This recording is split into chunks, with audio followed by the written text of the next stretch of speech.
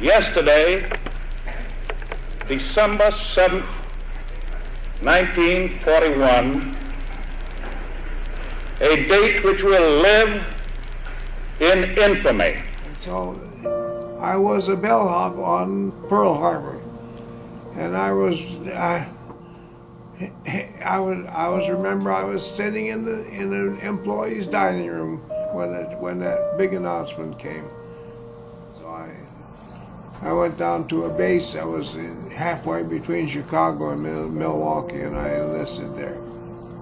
We left from New York, and we got the Queen Elizabeth. When we got into combat, we found out very shortly that the Germans didn't play the same game that we practiced. And so their airplanes flew very low and just right over treetops. And they were too fast and too low. We couldn't reach them with our type of equipment. So during the entire war, we did shoot down German airplanes. We got, I think it was 18. So we had 8 40 millimeters and 4 50 caliber. I would go around visiting each one of those guns all the time, and I stayed in contact with each one. It did something for me emotionally, and I'm sure it did for the people that I went to visit.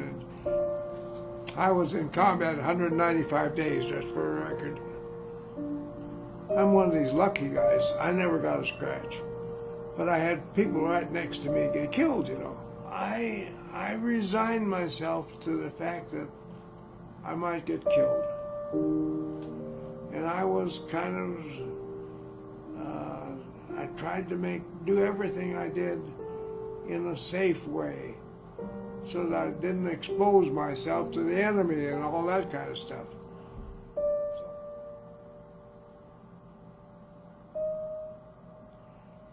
We moved on in through France, up into Belgium, into Holland, and from Holland into Germany at Aachen, and we went through the Battle of the Bulge. Even our vehicles, they moved at night, no lights, no headlights. Everything was in the dark all the time. I remember that it was very confusing because the Germans were not playing by the cards. You know, they came there, crossed into our lines, wearing our uniforms, driving our American Jeeps, and every day we were given a new password. And if you see somebody at night that you didn't know, you asked them for the password. And we crossed the Rhine River at Remagen.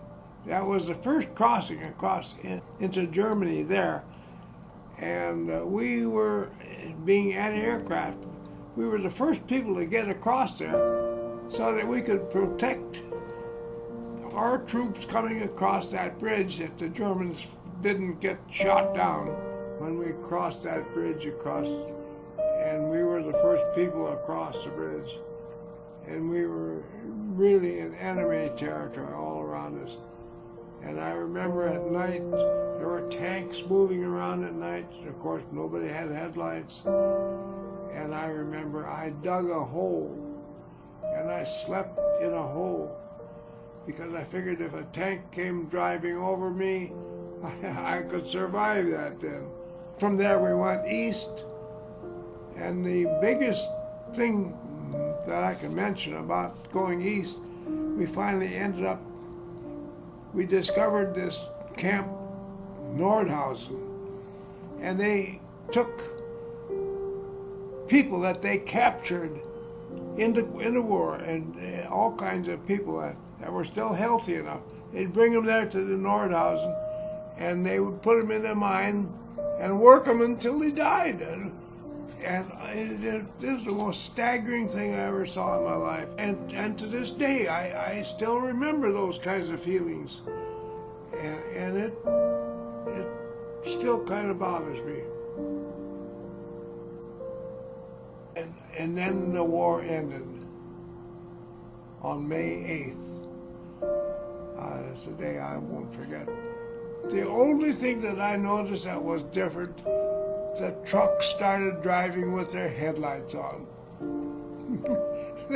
That's my claim to fame. So that's a kind of a memory that I'll have for a long time.